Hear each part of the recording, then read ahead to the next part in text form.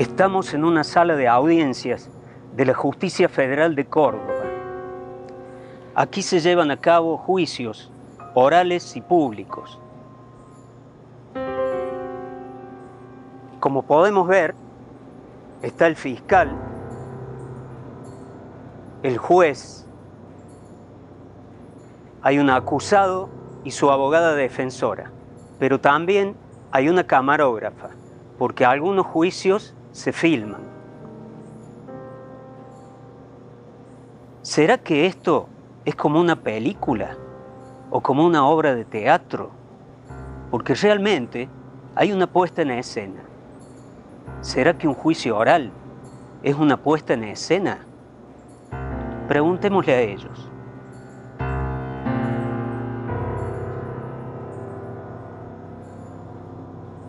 Una puesta en escena, bueno, recién explicábamos lo que es la teatralidad, ¿no? Digo, porque esa teatralidad tiene que haber un actor, un espectador y un acontecimiento poético. Y ese acontecimiento poético puede estar atravesado por una puesta que va a incluir diferentes ingredientes que van a ser a la vestimenta de los cuerpos, el vestuario, a la luminosidad o la opacidad o la oscuridad de esos mismos cuerpos o de los objetos que se muevan allí a través de la luz, de qué es lo que es un diseño, de qué es lo que escuchamos. La puesta en escena va a demandar un sonido, va a demandar un silencio. La alarma que prende la puesta en escena, el cartel que abre, la pregunta que abre, es ¿qué recursos estamos utilizando? ¿Qué recursos no vamos a utilizar? ¿Y cómo los vamos a entretejer para elaborar nuestra narrativa escénica? La justicia y el teatro son dos gestos sociales fundamentales. Pensamos, bueno, los griegos se necesitaron del teatro para explicar el juicio, porque el juicio iba a estar plantado en un ámbito muy similar, que era escénico y en donde había público.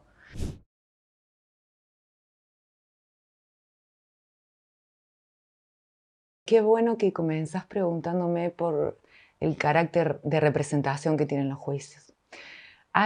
Dice la historia que, o este es el mito del derecho moderno, que pasamos de un estado de barbarie en donde todo el mundo resolvía sus conflictos interpersonales en forma brutal y solamente con la autoridad de la violencia, a una forma más civilizada de castigar. Esa forma más civilizada de castigar tiene que ver también con la construcción de un ritual que es propio de los juicios.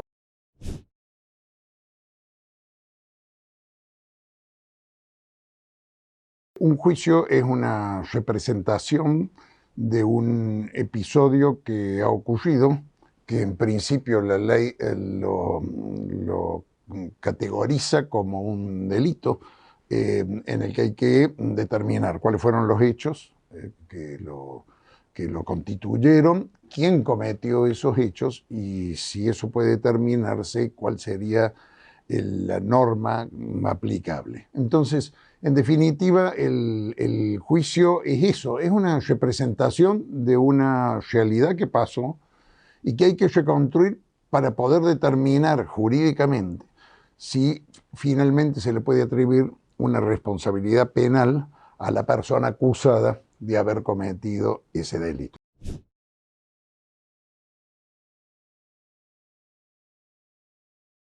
Conceptualmente y de acuerdo a las leyes, es una forma de resolver un conflicto penal. ¿Sí?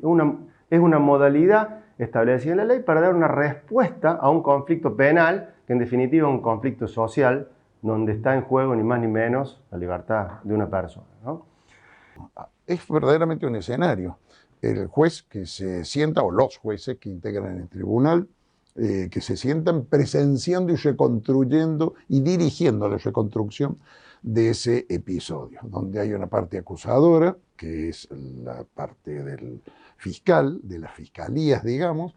Puede haber una querella, que son los representantes de los particulares que se sienten ofendidos por la supuesta comisión de un delito. Digo supuesta porque todavía no se ha juzgado, todavía no sabemos si es o no responsable alguna persona de eso. Y los acusados, los llamados imputados, que asisten con sus defensores.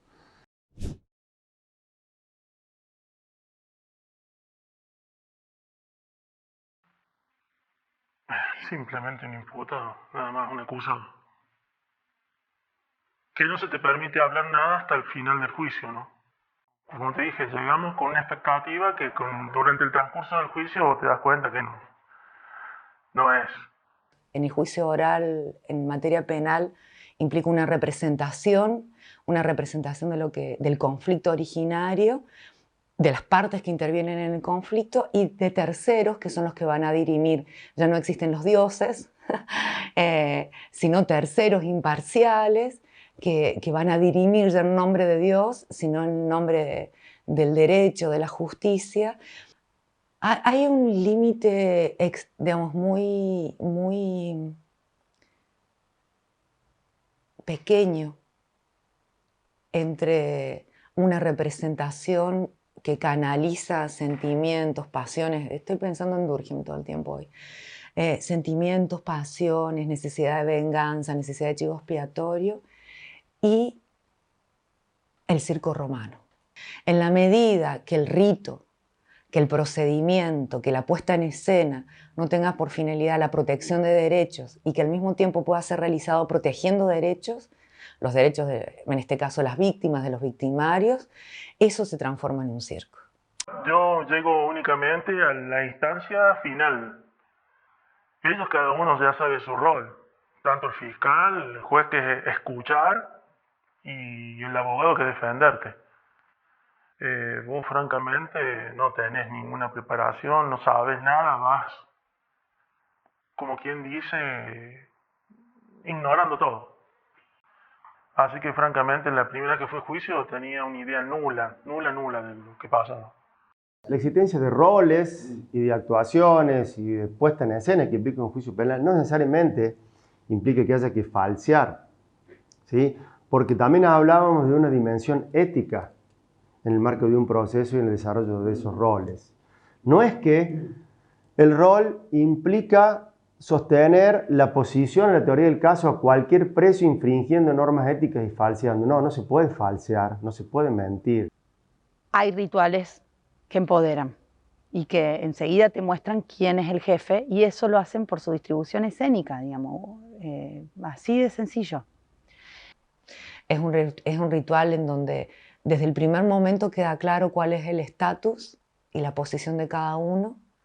Esto es, no estamos en un círculo, un juez en un pedestal más arriba, las partes enfrentadas, el testigo, que va a ser aquel sobre el que se va a inquirir, en el centro, el público atrás. Hay una disposición espacial que va marcando. Eso marca también una forma de ejercicio de poder, me parece a mí. Es decir, el que está más arriba es el juez es el que ordena en el ritual, quién puede hablar, en qué momento, hace respetar el rito. El momento más teatral o de mayor intensidad discursiva dentro de un juicio, el juicio oral, es el momento de las conclusiones, en donde las partes, la fiscalía y también la defensa, expresan al tribunal la conclusión de todo lo que ha sucedido, ¿sí? En donde hacen un relato o un análisis crítico de la prueba que se ha ventilado en el juicio oral y culmina con una petición concreta.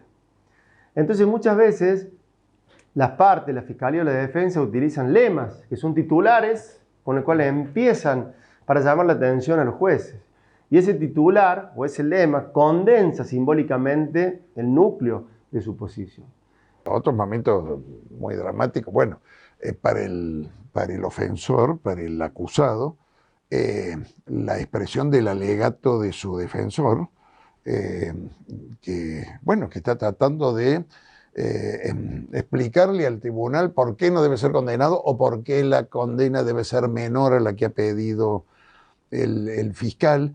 La escena se representa en todo su esplendor en los alegatos, en donde los contendientes en la disputa van a desplegar toda su artillería en un proceso de disputa por la verdad, que es un proceso de guerra verdaderamente, para poder no sé si convencer al juez, pero sí al escenario, sí a la platea, de que uno está en posesión de la verdad y nada más que la verdad. Y esos son en los procesos, digamos, los momentos cúlmines en donde está permitido, aunque a uno le llamen la atención, un golpe bien dado, un levantamiento de voz. Sí, ese es e incluso donde el público tiene permitido a veces, digamos, en cada uno de estos momentos el público tiene permitido, hasta allí nomás, la expresión de lo irracional. Un aplauso, un grito de asesino, a donde vayas te vamos a buscar. Hay personas que son mucho más impulsivas que yo y tienen sus momentos de ira, sus momentos de hablar y de levantarse y, bueno, incluso agredir testigos como policías. Cuando vos ves la impotencia de algo, no sabes a veces cómo reaccionar. Hay gente que tiene control, hay gente que no tiene control. Quizá los jueces los ven como un inadaptado. Yo lo veo más como una impotencia a lo que se está desarrollando y no poder defenderte. Es de mucha tensión ese momento. Y cuando uno va a leer, finalmente, se reanuda el debate, y va a leer en la sala de audiencia, mirándolo al rostro, yo por lo menos siempre lo he hecho así, con relación a las personas con los cuales voy a leerle la resolución de la ley y del Estado con relación a él, mirarlo en la cara, porque es una responsabilidad que yo asumo personalmente. Yo soy la cara, el rostro de la ley y del Estado que aplica esa ley. Eso se asemeja, más que asemejarse, me parece que tiene un correlato directo con la obra teatral, donde hay una presentación de un drama, de un conflicto o de una situación cualquiera humana, un desarrollo a lo largo de distintos personajes que expresan diferentes expresiones de ese drama, y una conclusión con el que el drama termina, a veces felizmente, a veces como triunfo de la verdad o de la belleza o de la justicia, y a veces muy dolorosamente, con la muerte o con el suicidio o con la cárcel del personaje, cosa que también pasa en el juicio penal, ¿no?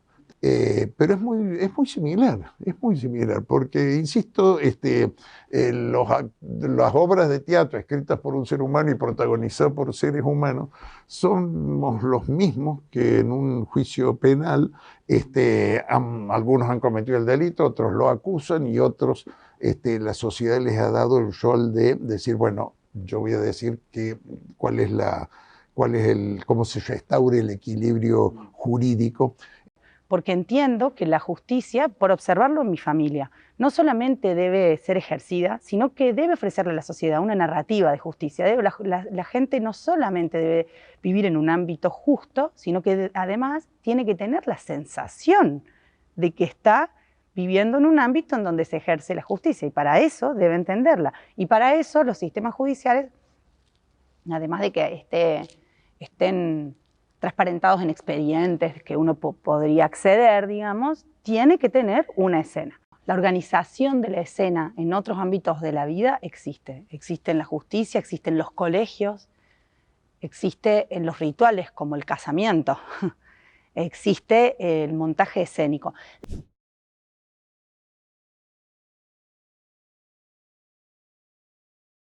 La puesta en escena en mi práctica, dentro de mi práctica laboral y bueno, también teórico-conceptual, es decidir todo aquello que se va a ver, todo lo que los espectadores van a ver. Por ejemplo, esta instancia, esta entrevista que bueno, Nano decidió documentarla en este lugar, constituye una puesta en escena. Es decir, acá la idea justamente es mostrar la cocina del audiovisual, una cámara, luces, como dejar al desnudo esto es un poco evidenciar la puesta en escena. Incluso en el documental, todo es una puesta en escena, tanto en la ficción como en el documental hay una puesta en escena. Operan de formas más o menos discretas esas decisiones, pero siempre hay una decisión sobre esa puesta en escena. Como sociedad asistimos ahí a ver cuál es la verdad, y el primer problema que enfrenta la sociedad para encontrar la verdad es que según cómo sea organizado el relato, la verdad va a ser una o va a ser otra. Entonces, entre fiscales o defensores, vamos a encontrar que el hecho sobre el que hablan, que es verdadero, que ocurrió la muerte de un chico en plena vacación con sus compañeros, eso ocurrió, eso nos parte al medio, eso es un rayo. Pero en el recinto de la justicia se le van a ofrecer diferentes posibilidades de relato. Y ahí hay un acto liminal, digamos, porque en el organizar un relato, organizo una serie de actos, organizo una dramaturgia. Dramaturgia, que es la escritura teatral, viene de drama, que remite a acción. La justicia se va a preguntar cuáles fueron las acciones a través de las cuales murió el chico en ese verano. Pero organizadas de un modo, alguien tiene la culpa, organizadas de otro modo, otro tiene la culpa. O las culpas tienen un tenor diferente. Lo que me ha permitido el rito es acercarme a la naturaleza humana, si es que hubiera una naturaleza humana, que es la dualidad. Todos somos, en determinadas circunstancias, ángeles y demonios, ciudadanos. Un abusador es uno de los mejores ciudadanos, pero al mismo tiempo es un abusador. Menéndez podía ser un buen abuelo y al mismo tiempo un gran genocida. Y todos volvemos a beber porque Guaso alguna razón tiene. Digamos, lo que tenemos es una racionalización de los procesos, de los ritos, de a dónde vamos a encauzar esa violencia, pero la necesitamos. Si bien de mí nadie sabe que yo estoy detenido, o sea, muy poca gente sabe, solamente mis familiares, amigos, por lo general no. Yo no le ando contando a nadie lo que me ha pasado. La gente tiende a rechazarte. Y hay un rótulo que te marca para toda la vida. Por más que vos después seas buena persona, vos sabés, el estigma lo tenés. Hay autores que dicen que los juicios penales tienen una función simbólica relevante. Otros dicen que tienen funciones pedagógicas. En ese sentido, a mí me parece que no tienen una función pedagógica, sino disciplinadora, que es otra cosa. Y que sí me parece tienen, y que está muy ligada a una función simbólica.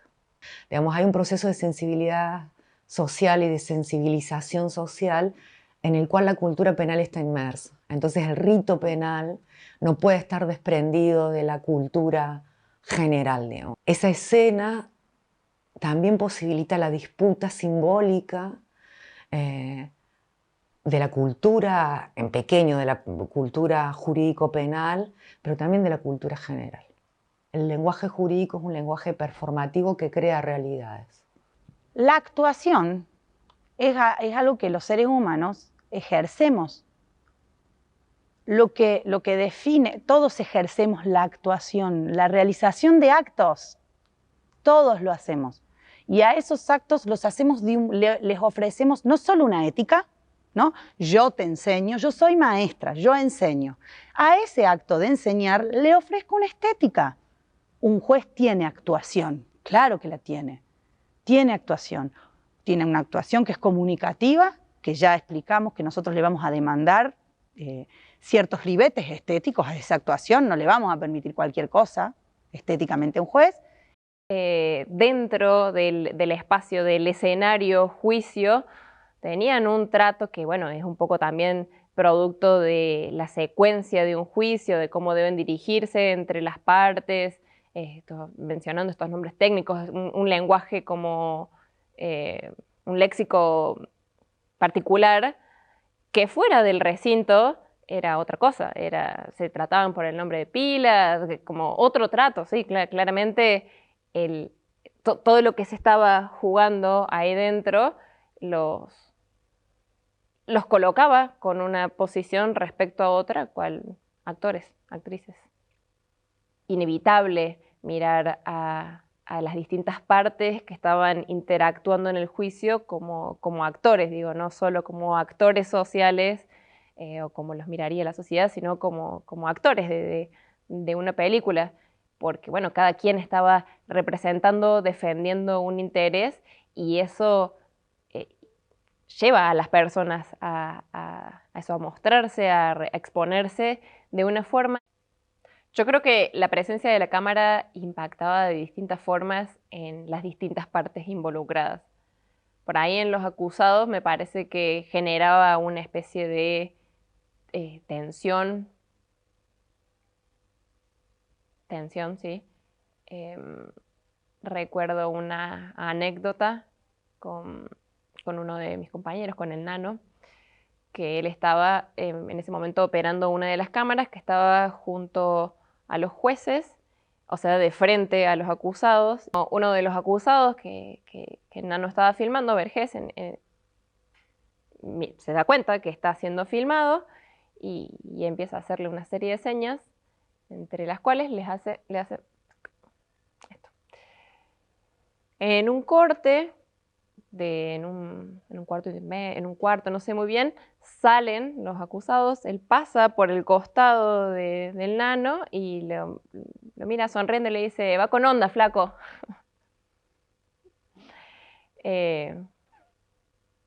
Creo que también da cuenta de esto, de la actuación, de la presión de la cámara. Ojalá una justicia con una perspectiva de género, que las representaciones sean también femeninas, no solo masculinas, y que esos que tienen la potestad, el poder de ejercer justicia, sean mujeres con perspectiva de género, porque ojo, que la organización escénica, incluso a través de la mirada de muchas mujeres, es bien patriarcal, lastimosamente patriarcal e injusta, por ende, porque bueno. Lo que se espera es que vos te comportes como un hombre allí. Y esto es que adoptes la forma de hombre, el tono de voz de hombre, que te vistas como hombre. Yo tengo el estigma de ser mujer. El imputado tiene el estigma de ser monstruo. Es muy fuerte cuando el monstruo no se comporta como monstruo y no ingresa como monstruo. Y cuando les abogades somos mujeres. Son dos formas de romper los estigmas y los estereotipos.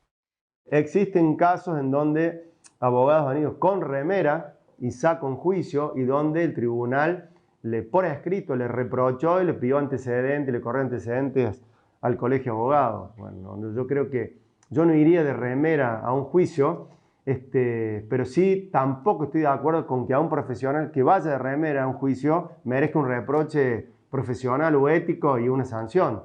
Es posible salirse del libreto como es posible disputar el libreto y los roles y los estatus de cada uno. Y reivindicando formas que son formas distintas, pero también que son útiles. Y a veces, me parece a mí, más contenedoras y más reparadoras que esa justicia que se representa en un teatro de guerra, donde hay jerarquías, roles y estatus definidos. Nosotras rompemos. María lo rompió. Espero yo, de acá a unos años, que digan, Lilan también rompió. Y cerrando una parte de mi vida, escribí un articulito que, jugando con Foucault, le puse la verdad jurídica de las formas femeninas. Porque me parecía que toda esta puesta en escena, digamos, que no es un circo, sino una puesta en escena donde se teatraliza una conflictividad social, exigía de mí como mujer muchas cosas. 26 años de mi vida ha exigido muchas cosas de mí. Ocultar mi feminidad, sentirme culpable por mi feminidad. Y para que no digan de mí en el día de mañana, como dijeron de una colega, María Elba Martínez, qué pena, era el mejor culo de los 70. Ella me dijo, no dejes que este ambiente te masculinice. Miren, el teatro es el lugar en el que la humanidad va a mirarse. Quiere verse en lugares de la imaginación, quiere verse en el juego, quiere verse en la representación, quiere verse en la justicia. Nosotros vamos a ver si nuestros valores, nuestra seguridad están ahí en esas personas que están creando esa escena de la justicia. En todo drama humano, en todo conflicto humano, y yo creo que esto es lo que nos diferencia a los seres humanos de otras especies animales, es finalmente esa búsqueda, ese sueño de justicia, de un orden más justo, más equilibrado, de la equidad, en definitiva de humanidad. Digo, en las relaciones humanas que se expresan tan patentemente en el teatro, en la expresión artística del teatro, hay siempre, finalmente, en todas las tragedias, hay una búsqueda de justicia, hay una aspiración de justicia que siempre se expresa, que no siempre se consigue, no siempre tiene un final feliz, pero digo, sí, esa aspiración me parece que está siempre presente, ¿no? Hay similitudes entre el ámbito del teatro y el ámbito de la justicia. Con palabras, pero también con acciones y con el vestuario, se legitiman ideas y conceptos. En el teatro, donde todo o casi todo es ficción, se busca conmover y poner en tensión una verdad.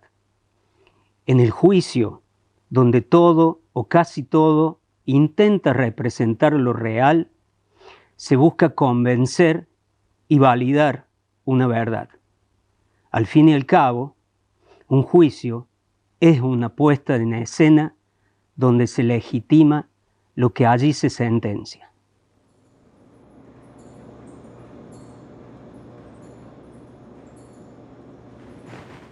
Este acto ha terminado.